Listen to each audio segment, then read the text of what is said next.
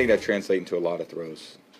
But hopefully I can hit those ones down the field. Those are big ones because they change the whole field position. They change, if you throw a 50-yarder, it's 5 first downs. So it shows up on the stat sheet a little differently, but the production is great when you're able to kind of hit those home run balls. Tom, you have kids of your own. How would you respond if your kids heard Donald Trump's version of locker room talk? Thank you, guys. Have a good day. So Tom Brady was happy to support his friend and golf buddy Donald Trump when it was simply a matter of placing "Make America Great Again," that hat in his locker room for everyone to see. But as you can see, Brady wanted nothing to do with the topic when asked about Trump yesterday. Stephen A., is Brady getting a pass for his support of Trump? He absolutely is. And let me say this. I am not in any way getting involved in all of this other stuff. I don't blame the average Joe out there in the world of sports, unless you're a political aficionado. This is one of those situations where everybody should just stay away from it. It's so polarizing. It's so divisive that I don't blame anybody. I mean, me, I don't run from anything. I'm not scared at all to talk politics or anything like that. But with this particular election, boy, I want no parts of it. Because it's just so divisive. It's crazy right now. And that is that. But here's why I bring up the subject as it pertains to Tom Brady. It's not just the hat. If you recall, he was on WEEI's, the Dennis and Callahan show. I've been a guest on that show many times. They're fabulous guys. They do a great, great job on that station overall all day as far as I'm concerned. But listen to what Tom Brady said in December of last year. He said, guys, can I just stay out of this debate? Donald is a good friend of mine. I have known him for a long time. I support all of my friends. That is what I have to say. This is what Tom Brady said. Now, we live in an age where, I'm going to go here, we've got young star athletes, many of whom happen to be African American, that are not necessarily involved with the political process, don't really intend to get involved. President Obama's ascension in the political ranks obviously compelled African Americans to get involved because he's the first African American president in the history of this country. And it's incredible. It's an incredible level of pride and a badge of honor that we as black people get to look at as such an incredible role model in terms of who he is and what he stands for. And we appreciate that without getting into all of the politics. That's what you see from young African Americans getting involved. But no matter what the situation is, people would ask young African Americans, what do you feel about this? What do you feel about that? It doesn't have to be a political figure. It could be a friend that got in trouble. It could be a friend that's on the wrong side of the tracks, a friend that said something that was divisive or incendiary or whatever the case may be. And young men in their 20s who happen to be black that might not be privy to a lot of things are thrusted into the spotlight because the cameras are flashing in front of their face with the microphones and you want to know what they got to say. I haven't heard any questions to Tom Brady. That's the first time I've heard anybody asking Tom Brady about Donald Trump in months. Now, I know he was suspended the first 4 games. Wasn't he playing in the preseason?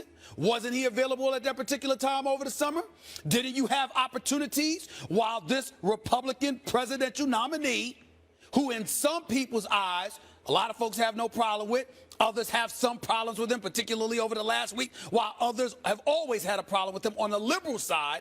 Nevertheless, because of the positions that he has taken, because he has been front and center, because he is a magnet for the news, headlines, and whatever, how does arguably the greatest quarterback of this generation, who is a 4-time Super Bowl champion, a surefire first ballot future Hall of Famer, all right, and the face of the NFL as far as I'm concerned at this particular juncture, how in the hell have we not heard people berating Tom Brady with questions about Donald Trump? Because I assure you, if there was a candidate, if Hillary was like Donald Trump and LeBron spoke favorably about Hillary Clinton, I promise you we would berate him with questions.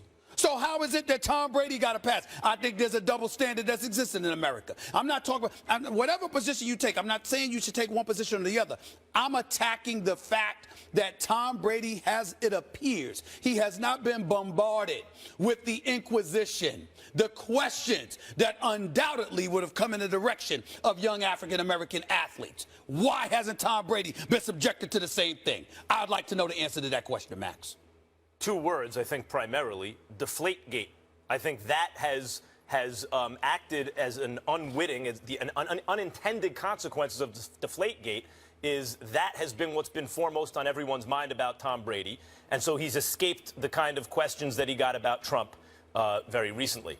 But yes, he's gotten a pass from that, and also as the campaigns have gone on, more behavior has been seen from both candidates, and people make judgments about that. And if you say outlandish things and things from your past start to come to light, then previous support for a certain candidate will result in questions asked. Now, I'm sympathetic to those who say, look, I have a personal loyalty to someone that in my own worldview supersedes other information I know about them. And that's the way we're wired as human beings, by the way. I think in terms of our interpersonal relationships, we value them more and make more of our judgments about people based on our interactions with them than kind of just the abstract knowledge of other stuff about them. So I am kind of sympathetic to that view.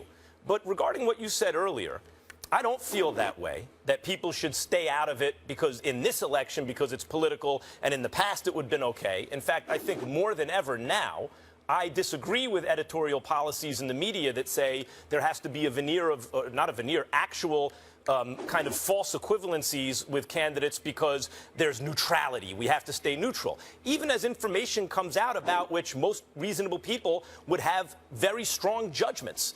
The fact that the media is bending over backwards to attempt to remain so neutral, I think, is a damaging thing. Nevertheless, I will respect that policy here right now and limit this just to Tom Brady.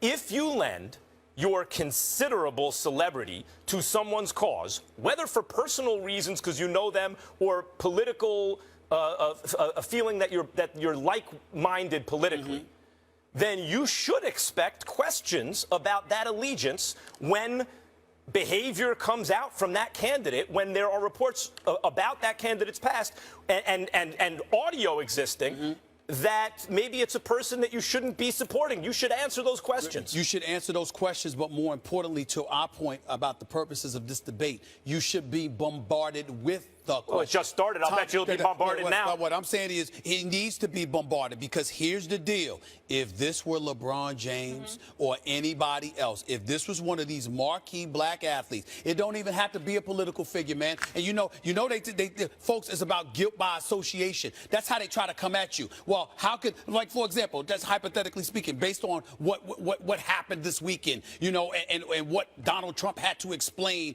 during the debates. Let's just do that for a second. If it was a guy, if it was one of these athletes, particularly one of these African-American athletes, they would have went like this. Is that the kind of stuff that y'all talked about when y'all were together? How do you feel about that? Why is that your friend? I mean, how come you haven't condemned him? But this is the first time they've had access to Brady. Keep in mind one thing, they had that loophole, remember? So media couldn't talk to him prior to Sunday. The first time they had access, they asked him. Ladies, listen up. Ladies. Him. Lady. Him. What I'm saying is this. Here's what I'm saying. When you talk about that, I'm not saying this weekend per se. This election has been going on for months. Yeah. And there have been quite a few things that at least some folks have had a problem with when it comes to one particular candidate. Haven't had access to Brady. Wait a minute. They just got access to him. You had access to him this summer. There were plenty of times you've had opportunities to ask this man questions. All I'm saying is this. Again, I'm not knocking Tom Brady. I'm not knocking, I'm knocking the media from the perspective of you need to bombard him with questions because if this were a black athlete, it doesn't even have to be a political candidate. It could be a friend. and you would have been all over him. Is that the kind of people you associate with? Is that the kind of stuff y'all talk about? And what I'm saying to you is whether or not, and I do think that race, it's impossible to know how much race plays in, but I always assume, based on the history of our country, that it plays some role. In fact, look at this election and how it breaks down along racial lines, including in NFL locker rooms, by the way, maybe especially in NFL locker rooms. In this particular the numbers are shocking, but what I'm telling you is the press hasn't had access to Brady. They have it now. And my prediction is he will be bombarded to the point where the NFL and the Patriots are going to have to do something about it. Correct me if I'm wrong. Was there access to Brady Sunday? No. None whatsoever. No, remember we debated it was the Sunday. loophole. It was Sunday. No, I'm saying that was coming into the game. I didn't know if that was the case post game after they played the Browns. Post game, 100% okay, so access. let me ask you this question. There was 100% access after they beat the Browns, right? Correct? Of course. When was the presidential debate? It was Sunday night. Yeah. You played Sunday afternoon. And wait a minute, you got all of this news coming out. I've seen it. What do you think's going to happen? I have seen it. There is no way that LeBron James or Melo or CP3, Richard Sherman or whoever you are, there is no way that a story of that magnitude is out, and they would not have been bombarded with questions immediately after that game on Sunday, especially since the debate was that night. Let's say race was the determining factor there in terms of the timing, at the earliest possible moment that one would be asked a question or not. Mm-hmm. In that case, and let's say I can see, okay, fine, that existed. That is going to help Tom Brady, as it turns out, by one press conference. He got out of the one after the Browns. Maybe race played a factor, if that's your argument. He got hit at the next press conference, and my contention is now he will get bombarded at every press conference and any media access to the point where the Patriots, Tom Brady's own people, and the NFL is going to have to do something about it. That's fine, but again, that's not the point. The point is, had that been most others, you would have been all over them, bombarding them with. I'm not blaming Tom Brady for this. Tom Brady didn't do anything wrong here. I am simply saying, not anything wrong. I'm just saying the point is, in this particular situation, him walking away from the press conference, that wouldn't have been acceptable. You would have had to answer. You would have had to answer. Others would have. Why can't Tom Brady? And I'm not just talking about black folks. It could be white folks, too. They would not have had to be. Why is Tom Brady getting a pass in terms of being bombarded with the questions? Where's the Inquisition? Where's him having to stand up and answer and illuminate his relationship with Donald Trump? And the criticism of him walking away from those questions. He deserves criticism. Good with it. We will leave it there. Carmelo Anthony ranked as the 15th best player in the NBA, and he isn't happy about it. The guys will react after the break.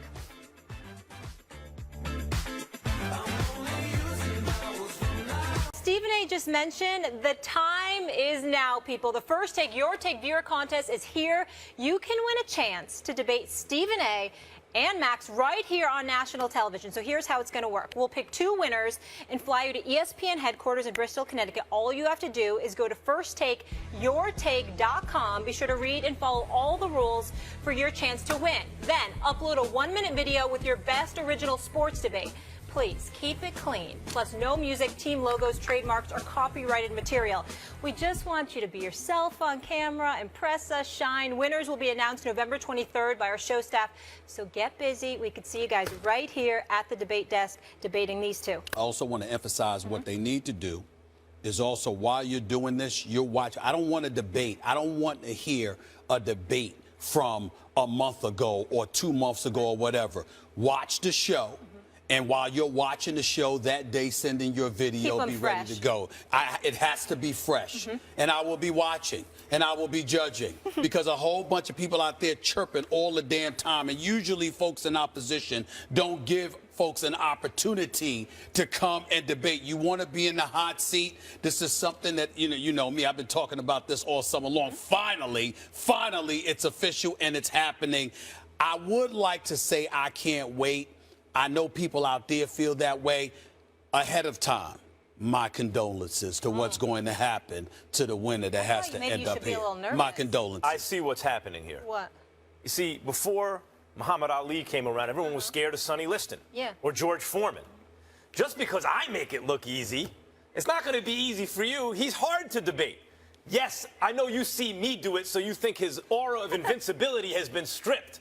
But the man is an excellent debater. That's all I'm telling What you. if he And gets- me, I know you don't have any shot against me. What if you get know that schooled on already. You national just figured TV? maybe I could beat Stephen What A. if someone just comes out here and owns you right on national TV? That is impossible. Really? It's impossible. He says it's impossible. There's That's a nobody challenge that's going to come on that our First Take Take fam's gonna and rise up school to. me. First of all, I'm still waiting for him to win a debate. There's nobody that's going to come on national TV and school me. Listen, see it. we're going to take. Listen, I mean, listen. So many people. I mean, even on my Facebook page, I had over 1 million people reach out talking about when does this start? When does this start? Literally over 1 million people. I'm telling you right now, there is nobody. I repeat, nobody that's gonna come on national TV and sit up here and smoke me. I promise you Could you that. imagine I'm that not headline? even concerned. I have faith in you all. I'm not even We shall see. concerned. But Not before even we get to our concerned. first topic, again, I want to say thank you for this idea, Stephen A. This is great, and it's going to be awesome for I'm our looking fans. forward to it. I'm looking I forward. am So too. many people talking. I can't so wait many to people meet these gonna have people. a male and a female winner. We're gonna Love do it. it. Let's do Public it. humiliation. It's not going to be good. It's not going to be good. Well, they brought it on themselves.